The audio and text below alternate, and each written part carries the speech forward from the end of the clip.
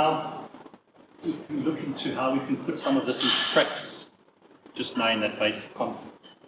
As I've said, each and every plant is made of trillions and trillions of different cells. Each one of those cells is a GANS, giving off and receiving fields as a little plasma, and collectively they create the magnetic gravitational field of a plant, or an aura, whatever you want to call it, just like us as a human being. We have our aura, so the plants have their own aura as well. Okay. Let's put these ideas into some practice and start getting your brains working. So what's the difference between these two pictures? One of the desert and one of a forest? Energy. Yes, because we've got all these fields around us that are coming through and being created around us. But if we don't have a means to capture them and use them, then they'll just go by, straight through. So when you look at the desert condition, why nothing grows in a desert is because there's no living beings or entities there that can capture the fields and turn those fields into a GANS. Each one of view the plants and us as humans as conversion factories. We take the fields in, we use them, create energy from them, we give off fields, but we then use them to grow. So the plants are like a conversion, little factories. They can capture these fields, use them to grow, and then they also give back the fields into those environments. So when you have a desert condition, it's not able to attract anything. Neither is it able to capture and store this converted fields, because there's nothing to convert the fields, so the fields just go there, and that desert then remains a desert. Do you understand that concept?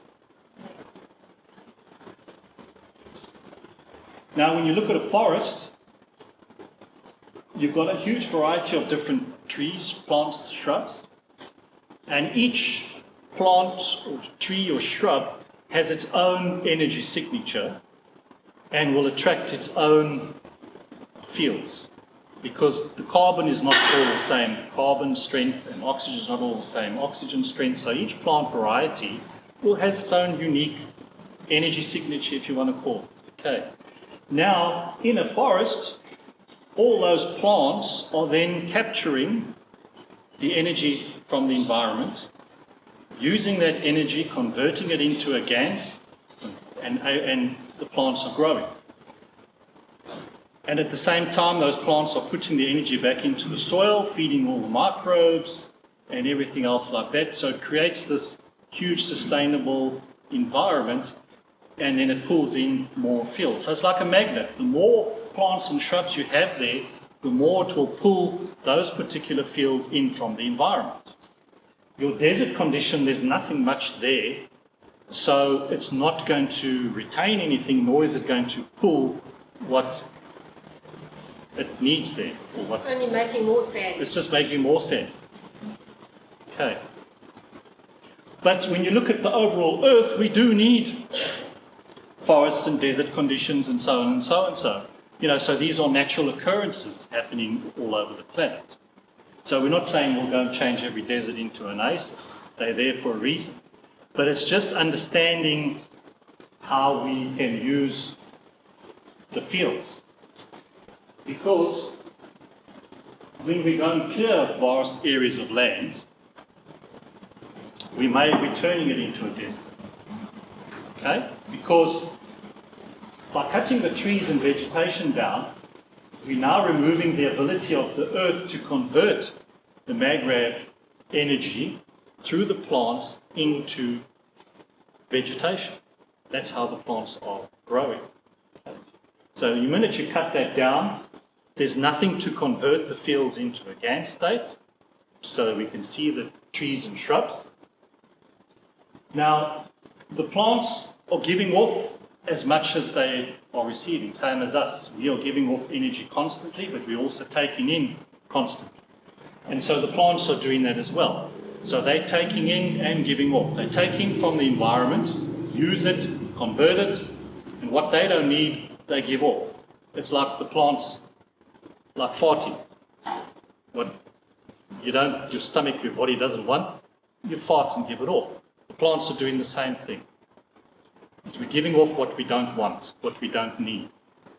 And dying and the decomposition. Yeah, and so, then same through the root system, you have a huge amount of plants, diversity of plants in the soil there, in the forest.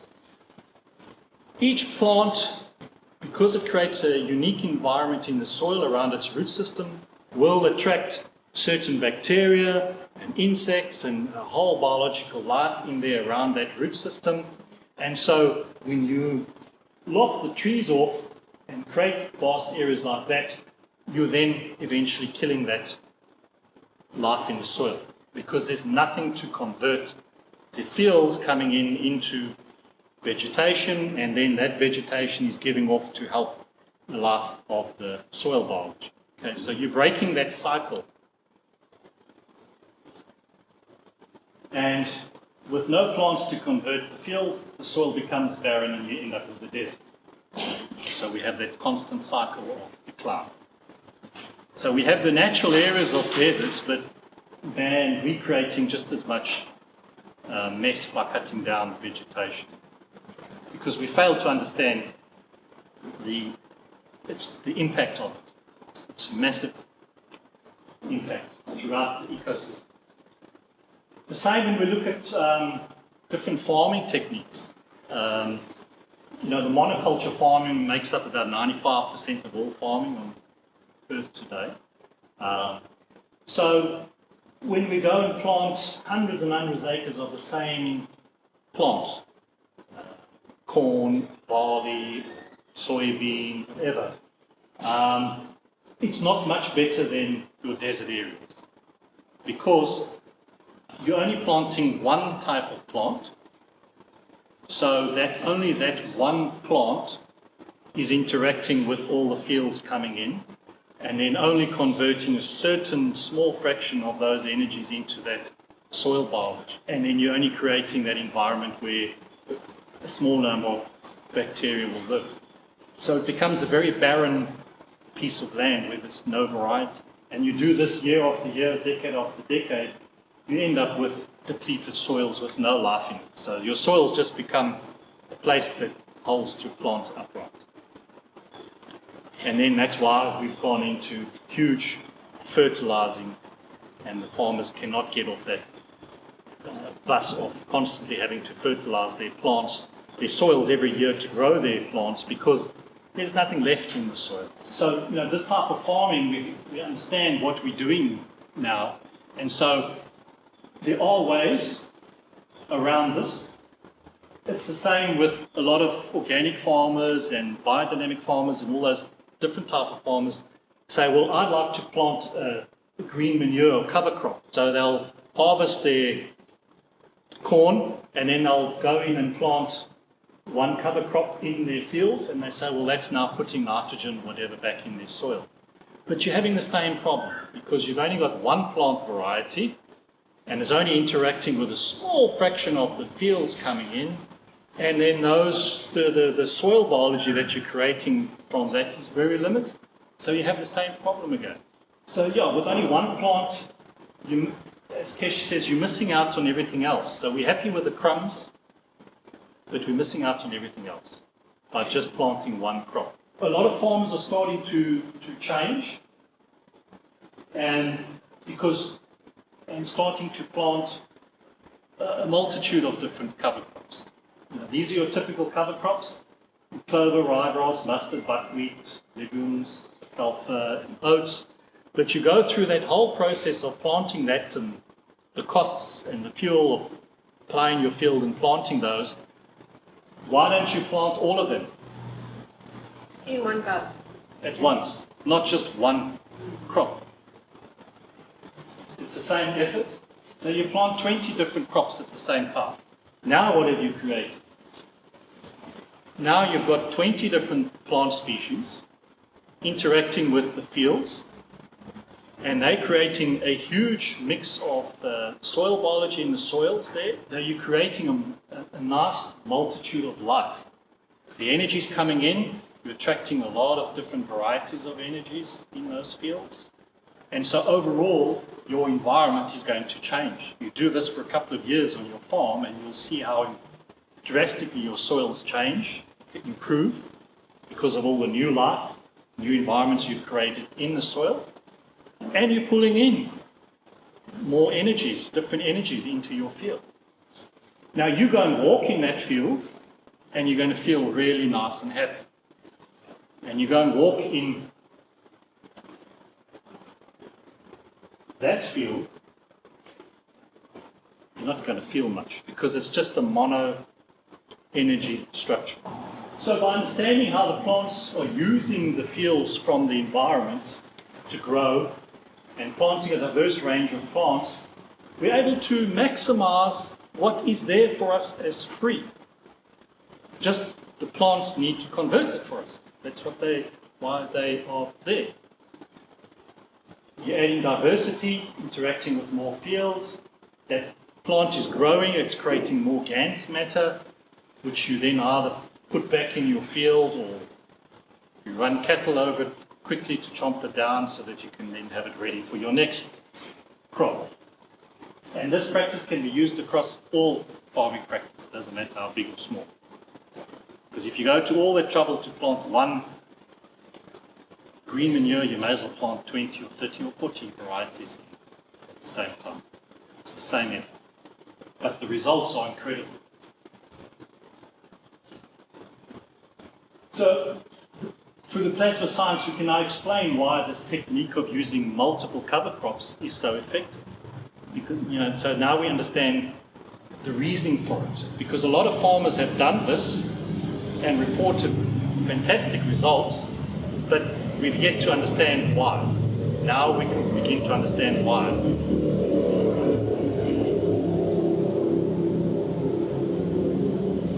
So a very easy way for big farmers is all the work that's done with the GANs technology over the years has shown that when you use the GANs in your fields, you can increase your crop by sometimes 50 to 100% of the yield.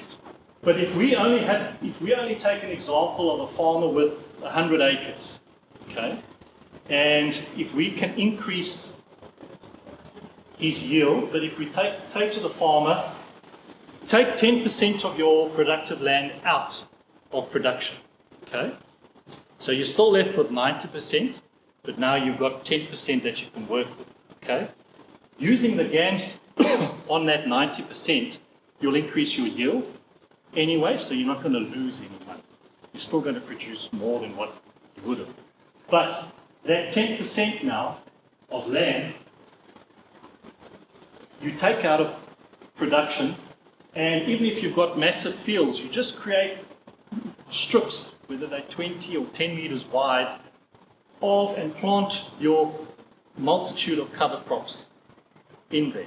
So you're taking that land out of production, you're able to start rehabilitating those strips of land, even if you do it once a year.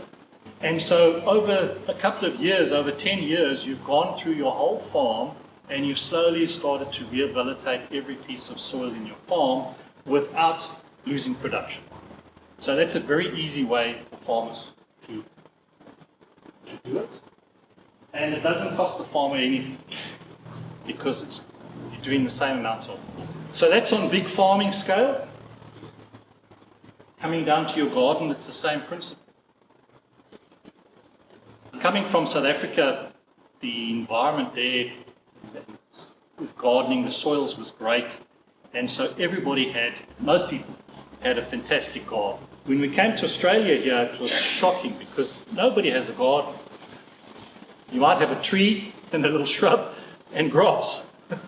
And a few succulents. And a few succulents because most of your plants you plant die because you don't water them. So we have that same situation as a desert in your garden because you've got no variety of plants. So when you go outside in your garden, you don't feel anything because there's nothing pulling in the fields, the different fields that are available to you. But you create a garden like that, where you've got hundreds of species of different plants in your garden, you've created your own oasis.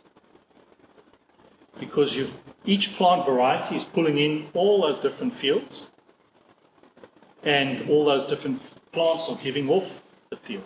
So that diverse mix of plants is attracting and interacting with all the fields above us. They're there, we may as well use them and interact with them. Each plant type will create a unique ecosystem with its roots, with the soil biology and bacteria. You've added diversity and created a very complex system of interaction of the fields, because each plant is interacting with the other plant and sharing and giving off fields, so you have this huge interaction of fields in your garden. And you go out there and sit on the rock and enjoy that nice environment.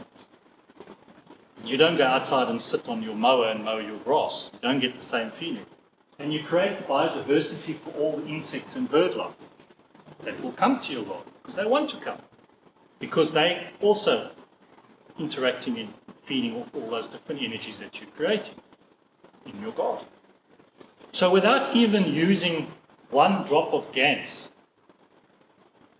in your garden, you can create your own oasis. Just by understanding our environment is full of the fields, and so by planting a multitude of plants in your garden, or if you've got a balcony, a whole lot of pot plants of different ones, doesn't matter what size, you're creating a nice oasis for yourself where you can go and sit there and interact with those fields from the plants. And you're helping the environment, the bird life, the insect life. Everybody will want to come and visit your garden because it's nice. But as I said before, the plants, what the plants are taking in, what they don't use, they give off. And this is what we interact with. So when we go and walk through a forest in a nice garden like that, we feel good, because as we walk through the different plants, we are taking in the energies that the plants are giving off.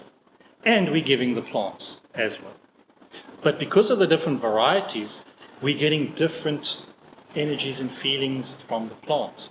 So that's why we feel good when we walk through a forest. We go on a long walk and we come out and we feel good, because we've received a multitude of energy from the plants. And it's energy that is already converted by the plants and that we as a human use straight away. So we don't need to convert it. It's like the plants have taken the fields, chewed them up and spat them out. And we are taking what they spat out because it's already processed. And that's why we feel good straight away. We don't have to convert those fields. So for us as humans, it's energy straight away. And that's why we feel good, healthy and vibrant after we go for a walk in the forest, because we've been getting all those feels from the plants. And we give it to them. You know, most gardens, homes have simple gardens, few shrubs, mainly grass. Creating a lush garden with diversity means you create your own oasis, just with plants. It makes us feel good. Lee was the happiest when she was in her garden back in South Africa. If we all start creating huge, beautiful gardens in our backyard or our little patch or whatever, that little ecosystem will start connecting with all the other gardens. And so, in a bigger, wider area, you're creating a massive, nice environment for all creatures to live in. And you're going to pull in more fields. So just that understanding without using any GANs. I'm very disappointed. I want to know how to use the GANs. Yes, we'll get there. So that's I wouldn't say the cheap way, because plants are very expensive. But just go to your neighbours, grab snippings and plant. Keep the little scissors in your pocket. But that's the easiest way to understand the environment and the oasis that you're creating. And it's the same for the farmers. It doesn't matter what scale you're looking at, a big acreage or your little garden patch. It's the same principle. The plants are capturing those fields, converting those fields into the GANs. You can use the fields from the plant and it creates that huge environment. Any questions on that one? C-O-H-N. Carbon, oxygen, hydrogen, and nitrogen. Amino acid structure. Can I add something? The whole of the cosmos is mathematical and geometrical.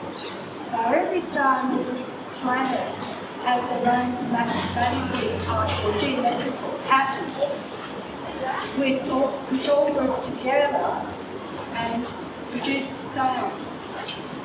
And it's the sound itself also acts on the environment because it's cosmic. Those tall pine trees that you talk about in Siberia, they actually capture cosmic energy from the stars, and their resin will heal people really well because it's the sound produces cymatics, and that cymatics also, and the sound of the words. So sound, I feel, is also very, very important in the whole thing. Sound is important. Sound is what we measure more in a matter state. But it's an energy. But it is an energy. It just is like an energy structure, but it works on a very. You could call it as probably more magnetical and not gravitational. Okay, because it's giving and not taking. So it can help us and have benefit for us. But sometimes when you want to start really working on a body, you also need the ability to pull what the body doesn't need. And so that's all these sound therapies and everything like that. They work on the one level, the magnetical, not gravitational. So they do all work to a certain degree.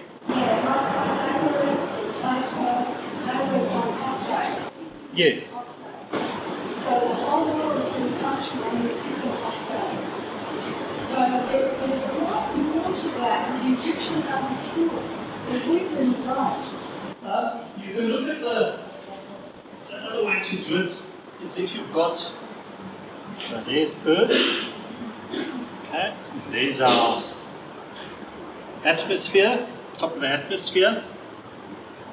When you're here, obviously you've got more gravitational fields than magnetical, because Earth is, you're closer to the center. When you're up here, you've got more magnetical than gravitational fields. Okay? So the distance from the Earth, as we move up away from the surface of the Earth, we interact with different fields. And so yes, your taller trees like there in Siberia, they are more dealing with the universal energies because it's higher up from there. So at every point along here, it's different combinations of magnetic gravitational fields. So whether you call it different octaves, it's There's that vibration and harmony that interacts together. Like the world is really sound, in a sense. I tend to disagree. That is not, that's matter state you're talking. You're talking very much matter state. You have to talk about field strength, and every field strength has a magnetical and a gravitational. When you're looking at vibration, sound, frequency, it's all matter things that you measure energetically with what flows through the air, for example.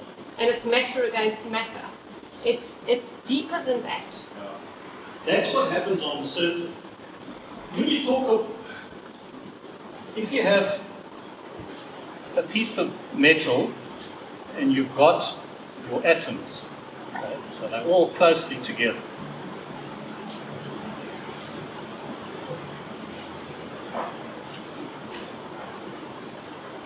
When you're going to measure sound or vibration, it's the fields coming through there, but they're having to move through that matter state. That movement through the matter state creates the vibration we measure. When you're looking at the gas state, okay,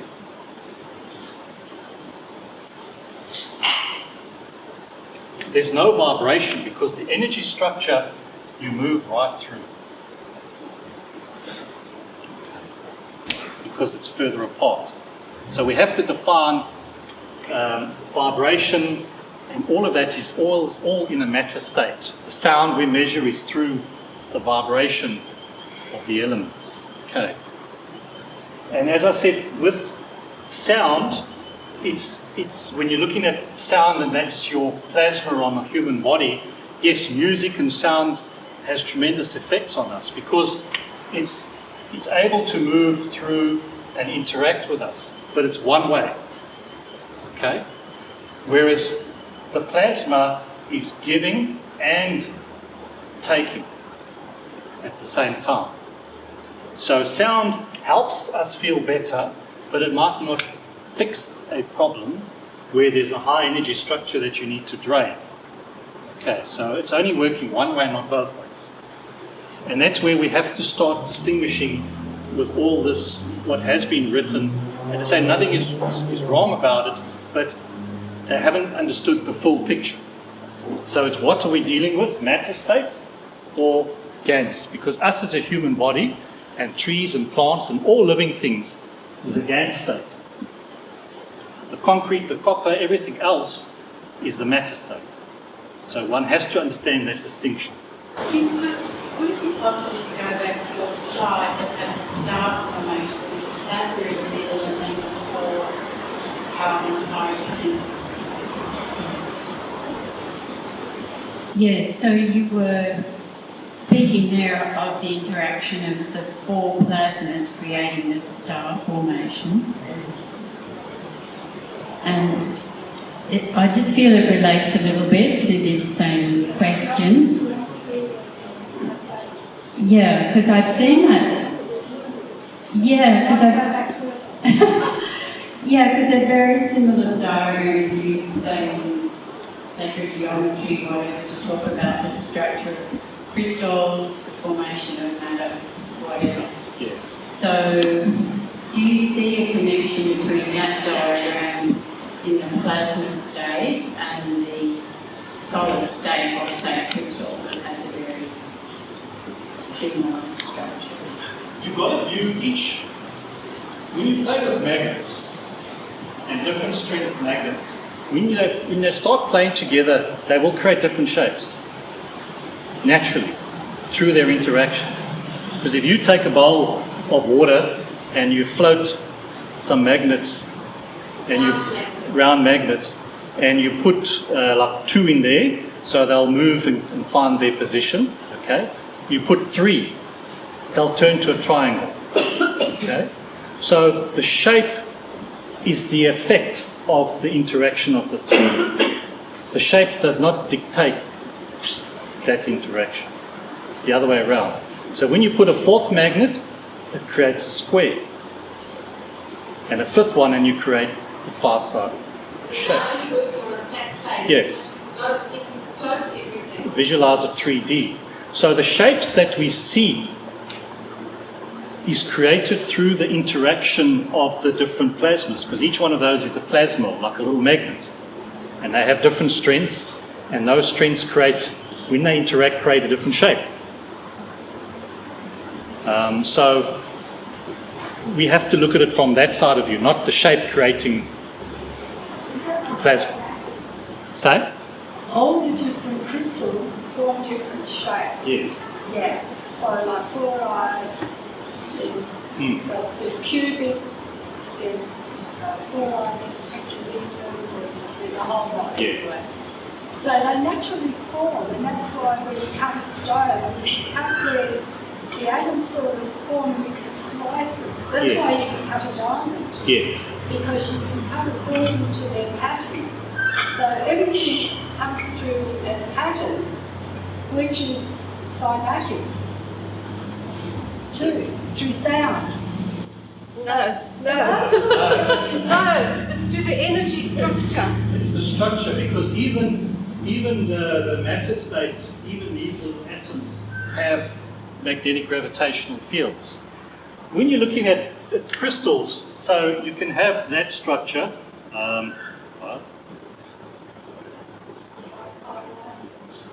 Okay, so you've got star formation, and you can have lots of these, okay, and they will then create a certain structure, lattice, however they connect.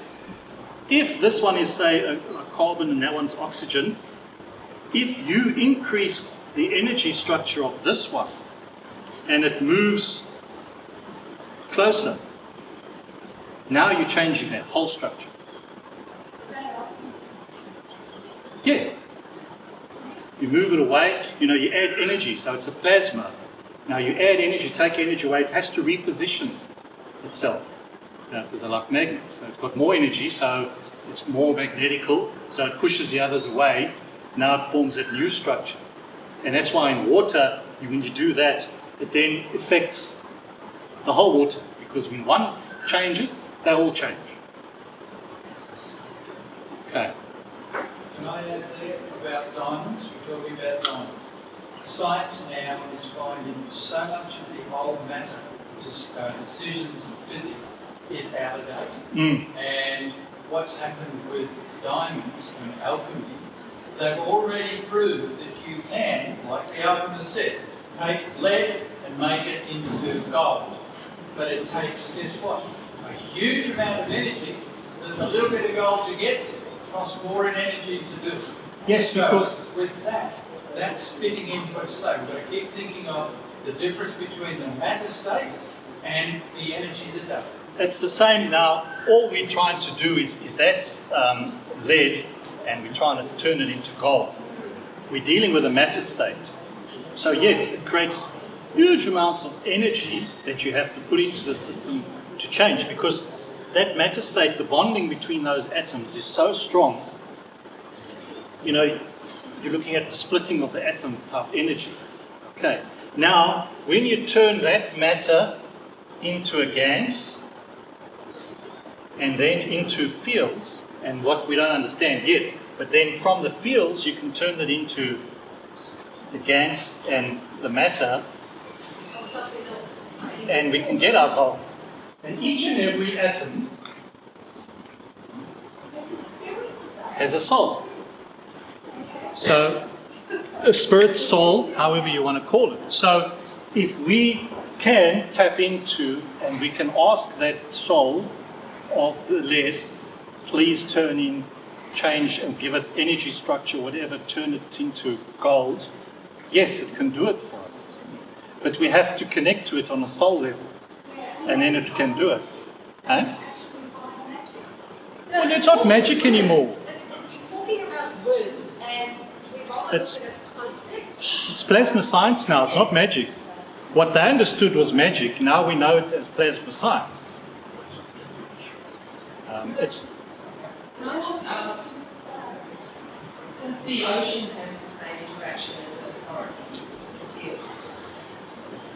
yes, When you go to the ocean. there's probably more life created in the ocean than anywhere else, because the ocean has got the water and the salt, and it's got every mineral on the planet, because all the minerals get washed off from the land. It's in that fine nanoparticle, and so there's huge amounts of life created in the waters, because it's salty, sea salt, yes. And huge amounts of amino acids.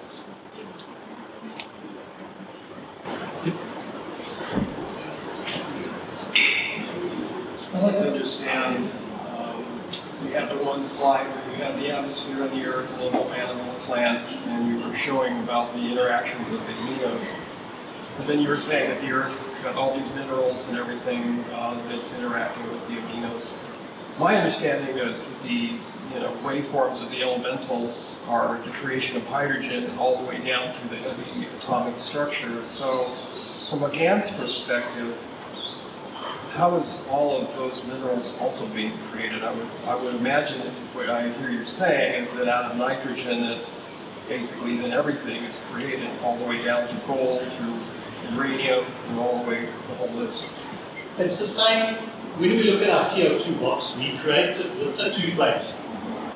We created that environment between the two plates to pull in carbon. And that carbon with the salt water created our CO2 gas. So it's the same within Earth.